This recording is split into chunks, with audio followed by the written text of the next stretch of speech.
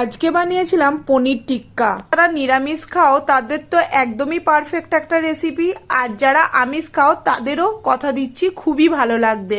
তবে পনিরটা একটু ভালো মানের নেবেন, কিছুই না। প্রথমে এখানে আমি রেড কাউয়ের একটা প্যাকেট নিয়েছি, পনিরের প্যাকেট থেকে বের করে পিস পিস করে কেটে নিয়েছি। এরপর একটা মিক্সির জারে দুটো কাঁচা লঙ্কা, 4-5টা কাজু বাদাম দিয়ে একটা মিহি পেস্ট করে নিয়েছি। এরপর যে পনিরগুলো কেটে রেখেছিলাম একটা পাত্রে ঢেলে কাজু বাদাম আর কাঁচা লঙ্কার পেস্টটা দিয়ে দিলাম, কিছুটা আদা রসুন বাটা, কিছুটা টক দই, কস্তুরি মেথি আর কিছুটা কাগজি লেবুর রস, আর পরিমাণ মতো নুন, পরিমাণ মতো চিনি, 1 চামচ তন্দুরি মশলা, তন্দুরি মশলাটা দেখানোটা স্কিপ করে গেছে, আর 1 চামচ চাট মশলা, আর কিছুটা ক্যাপসিকাম, কিছুটা পেঁয়াজ কুচি দিয়ে বেশ ভালোভাবে মাখিয়ে ঢাকনা বন্ধ করে 6 ঘন্টার জন্য ম্যারিনেটে রেখে দিয়েছিলাম।